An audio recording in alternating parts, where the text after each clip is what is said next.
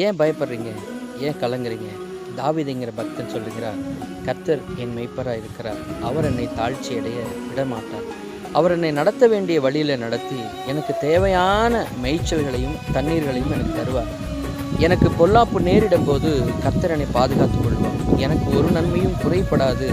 ஜீவன் உள்ள நாளெல்லாம் நல்லா இருப்பேன் அப்படின்னா நன்மையும் கிருபையும் என்னை தொடரும்னு சொல்கிறார். அப்போ அதே மெய்ப்பர், அதே தேவன் நமக்கும் இருக்கிறார். அதே தேவன் நம்மளையுமே பாதுகாப்பார். பிரச்சனைகள் போராட்டங்கள் வரும்போது நம்மளையும் பாதுகாப்பார். நம்மளையும் நடத்த வேண்டிய வழியில் நடத்துவார். நமக்கும் தேவையான நன்மைகள் கிருபைகள் எல்லாம் தேவன் தருவார். சொந்து போகாதீங்க. கர்த்தரின் மெய்ப்பராக இருக்கிறார், நான் தாழ்ச்சி அடைய மாட்டேன்னு விசுவாசத்தோடு இருங்க. பலர் பல விஷயங்கள் சொல்லலாம். நீங்கள் ஆடு ரோட்டில் நடந்து போகும்போது நாய் குலைக்கலாம், சிலர் பயப்படுத்துகிற மாதிரி இருக்கலாம்.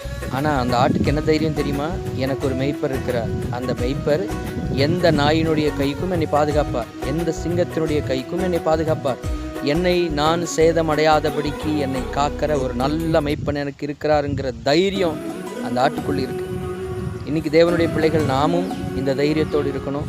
தேவன் நம்மளோடு இருக்கிறார், நம்மளை பாதுகாப்பார், நம்மளை நடத்த வேண்டிய வழி நடத்துவார். God bless you.